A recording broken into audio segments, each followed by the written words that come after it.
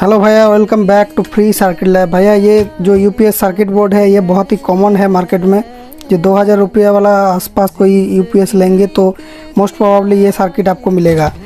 तो इस सर्किट के अंदर कंपोनेंट्स इतने डेंस है कि बहुत ही छोटी जगह पर बहुत सारे कंपोनेंट्स और एसएमडी छोटी छोटी कंपोनेंट्स लगाया गया है। तो इसको रिपेयर करना कई बार डिफ़िकल्ट हो जाता है और इसका कोई सर्किट डायग्राम हमें इंटरनेट पर नहीं मिला, इसलिए मैं इसको बैक ट्रेस करके पूरा डायग्राम इसका निकाल लिया। एक एक सेक्शन में एक्सप्लेन करूंगा यहाँ पर, और इस साइड में है माइक्रो कंट्रोलर का पूरा डायग्राम।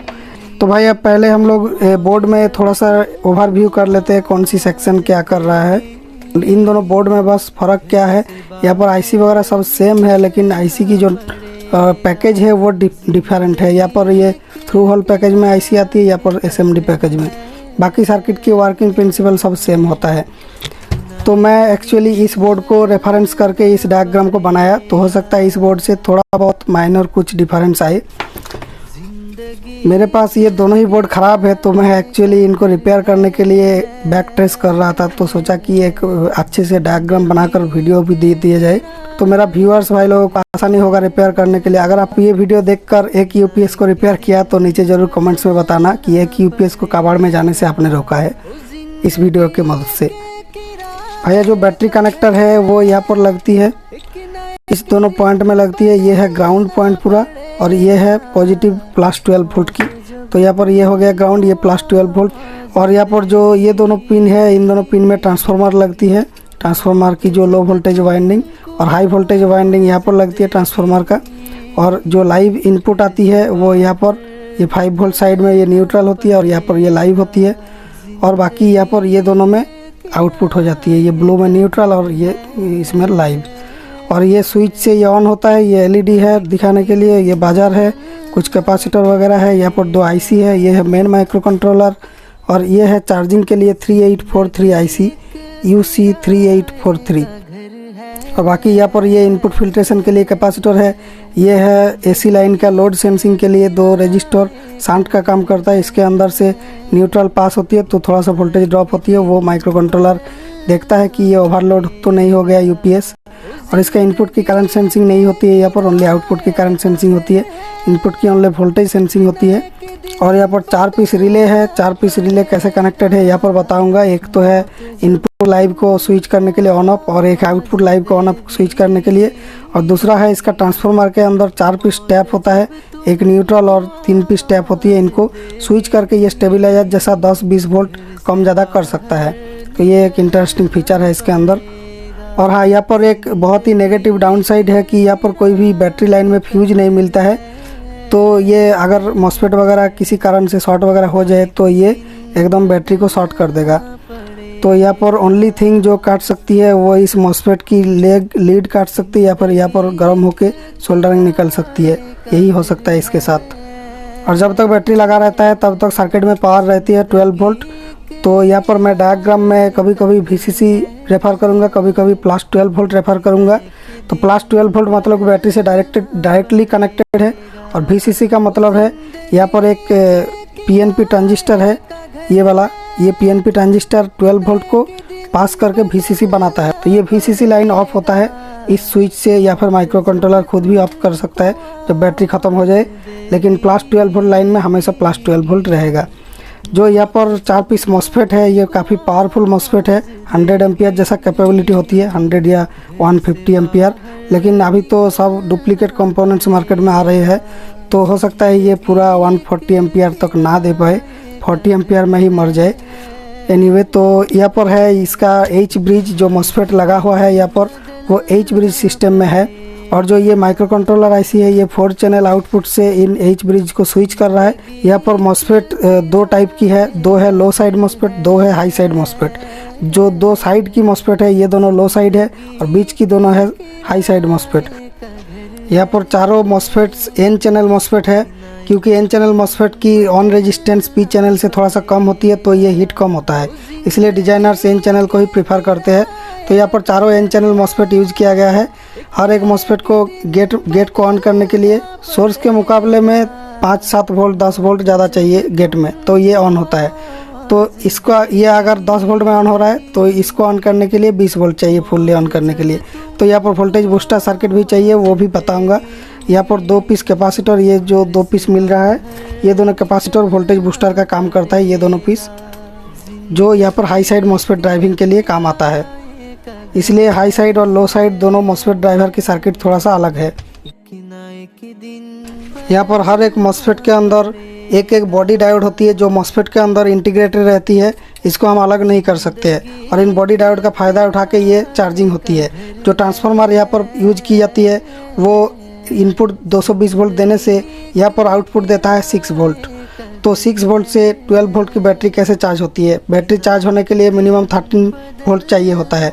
तो ये जो 6 वोल्ट है उसको क्या करता है, ये 2 मॉस्फेट को, ये जो आईसी है ये UC3843, ये क्या करता है इन 2 मॉस्फेट को ऑन ऑफ करता रहता है। तो ये करने से क्या होता है, ये जो ट्रांसफार्मर की ये टर्मिनल दोनों शॉर्ट और ओपन होता है, शॉर्ट ओपन ऐसे होती है। ये होने से क्या होता है, इंडक्टर की प्रॉपर्टी ऐसी होती है, उनको शॉर्ट करने से उसके अंदर मैग्नेटिक फील्ड बिल्डअप होती है और छोड़ देने से वो स्प्रिंग जैसा वो ऐसे जंप करने लगता है उसका वोल्टेज। तो इस तरह से इसकी जो वोल्टेज है वो बूस्ट हो जाती है, फिर 13.5 वोल्ट में आ जाती है।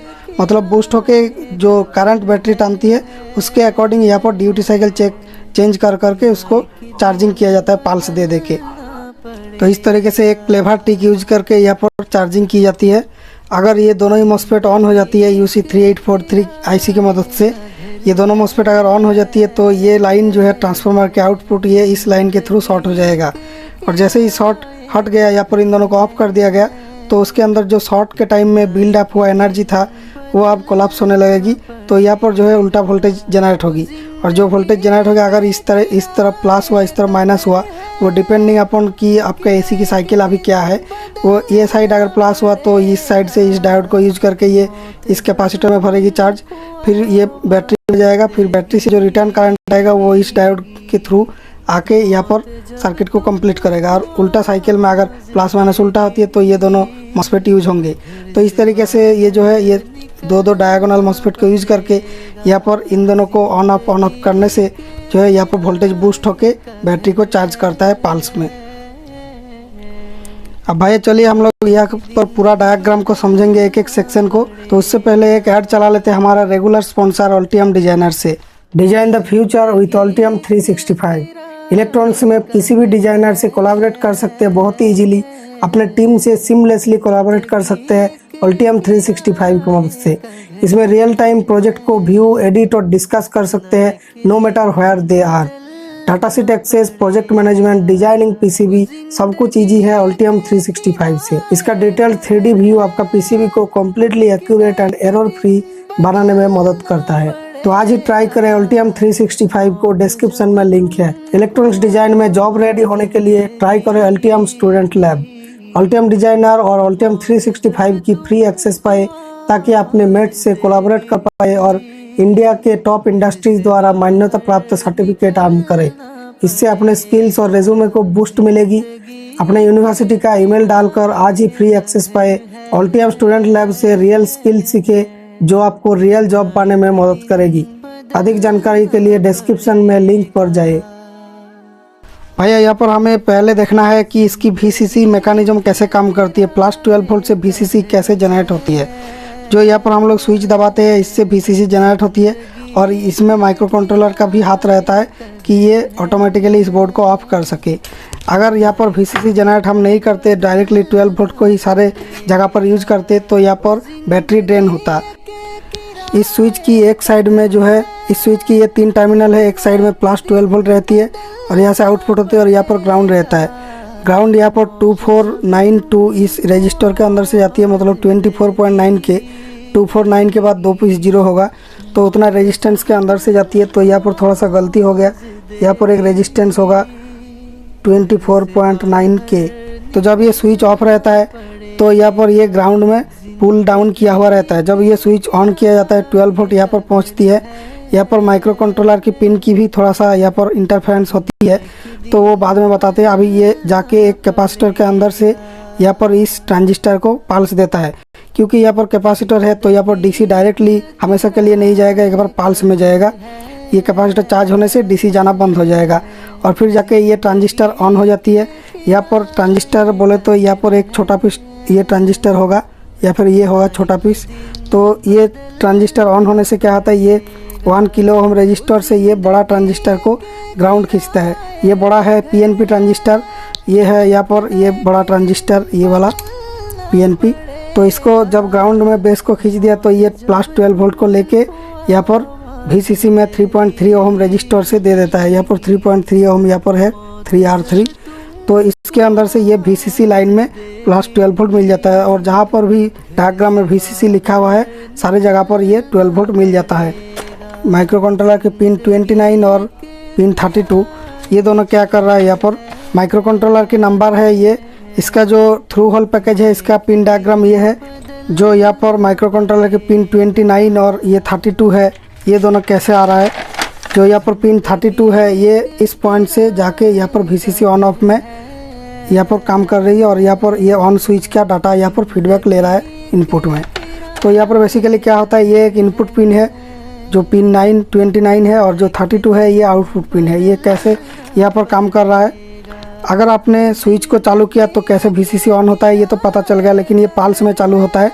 जब ये इसको चालू रखना होता है तब यहाँ पर आपको माइक्रो कंट्रोलर की हेल्प जरूरी होता है। ये जो पिन 29 में जा रही है ये फीडबैक आपने स्विच ऑन किया तो ये फीडबैक से ये पिन 29 क्या करता है, यहाँ पर इनपुट ले लेता है। फिर जाके इसका प्रोग्राम को पता चलता है स्विच की कि ये स्विच दबा हुआ है, तो ये पिन 32 को यहाँ पर एक्टिव कर देता है। और पिन 32 एक्टिव होने का मतलब क्या होता है, यहाँ पर वोल्टेज आ जाना कंटिन्यूसली। भले आपका पाल्स में यहाँ पर वोल्टेज आया था लेकिन माइक्रो कंट्रोलर कंटिन्यू वोल्टेज यहाँ पर देता रहता है। तो यहाँ पर आपका ये पीएनपी ट्रांजिस्टर ऑन ही रहता है। जब बैटरी ख़त्म हो जाता है या कोई और प्रॉब्लम के लिए शट डाउन करना पड़ता है तो इस वोल्टेज को माइक्रो कंट्रोलर हटा लेता है। तब जाके यहाँ पर जो है इस वोल्टेज को अगर ग्राउंड कर देता है तो ये ट्रांजिस्टर ऑफ हो जाती है और ये ऑफ होने से ये भी ऑफ हो जाती है ट्रांजिस्टर। फिर जाके यहाँ पर आपका VCC बंद हो जाती है। तो ऐसे पता चल रहा है कि माइक्रो कंट्रोलर एक बार ऑन कर देने के बाद इसको ऑन रख सकती है और ऑफ भी कर सकता है, लेकिन ऑफ स्टेट से ऑन नहीं कर सकता खुद से। इसको एक बार पल्स चाहिए, नहीं तो एक बार VCC नहीं मिला तो माइक्रो कंट्रोलर कैसे ऑन होगा। तो VCC एक बार आपको किसी तरह से बनाना पड़ेगा, फिर जाके माइक्रो कंट्रोलर लीड लेगा। तो अगर ऐसा ही है VCC पहले देना पड़ेगा। तो ये चार्जिंग कैसे करता है, जब ये स्विच आपका ऑफ है लेकिन AC लाइन आपने कनेक्ट कर दिया तो चार्जिंग करेगा बैटरी को, तो उस टाइम पे कैसे VCC बनाता है ताकि ये IC भी चले, जो चार्जिंग कंट्रोलर वाली IC ये भी यहाँ पर VCC से ही चलती है। तो ये कैसे होता है, जो आपका IC की ये वाला पिन है जो पिन 32 जहाँ से VCC ऑन ऑफ सिग्नल जा रही है, ये पिन से अगर लाइव इन होता है तो 2 मेगा ओम रेजिस्टेंस से आके एक डायोड मिल के यहाँ पर एक कैपेसिटर को चार्ज करता है। तो इससे क्या है, लाइव प्रेजेंट होने से इस कैपेसिटर में थोड़ा सा चार्ज भर जाती है और इस चार्ज से ये जो ट्रांजिस्टर है ये ऑन हो जाती है और ये +12 वोल्ट को यहाँ पर इस पॉइंट में पहुँचा देता है। सॉरी, यहाँ पर एक 10 के रजिस्टर होगा, डायरेक्टली +12 वोल्ट नहीं आएगा यहाँ पर। तो 10 के रजिस्टर से जैसे +12 वोल्ट दे दिया तो VCC ऑन ऑफ लाइन को हाई मिल गया। तो ये हाई मिलने से क्या होता है, यहाँ पर ये वाला ट्रांजिस्टर जो है ऑन हो जाएगा, यहाँ से वोल्टेज इन हो जाएगा, ट्रांजिस्टर ऑन हो जाएगा, ये ऑन, फिर जाकर VCC बन गया, फिर IC लीड ले लेगा। तो इस तरीके से जब आपने स्विच ऑफ करके चार्जिंग में कनेक्ट करते हैं तो माइक्रो कंट्रोलर ऑन हो जाती है। तो भैया ये हो गया ऑन स्विच का सिस्टम जो यहाँ पर इस जगह पर बना हुआ है। ये जो कैपेसिटर है ये VCC को होल्ड करता है और ये जो ट्रांजिस्टर है ये VCC बनाने में मदद करता है ये वाला। और यहाँ पर स्विच के मदद से यहाँ पर एक ट्रांजिस्टर चलता है और जो 3R3 इसके अंदर से VCC जाके बाकी सारे सर्किट में जाती है। तो ये तो हो गया VCC मैकेनिज्म। उसके बाद हम समझेंगे इस H ब्रिज को। H ब्रिज समझना बहुत ही आसान है। दो साइड में 2 लो साइड मॉस्फेट और बीच में हाई साइड मॉस्फेट होती है। जो ऐसे अगर बोर्ड को पकड़ते हैं तो ये है मॉस्फेट 1, मॉस्फेट 2, मॉस्फेट 3, मॉस्फेट 4। तो इस तरीके से मैंने यहाँ पर G1, G2, G3, G4 लिखा। तो ये मेरा कन्वेंशन है 1, 2, 3, 4 करके यहाँ पर ड्राइंग किया। तो ये तो आसान है समझना। यहाँ पर ट्रांसफार्मर को ड्राइव करने के लिए ये H ब्रिज यूज हो रहा है।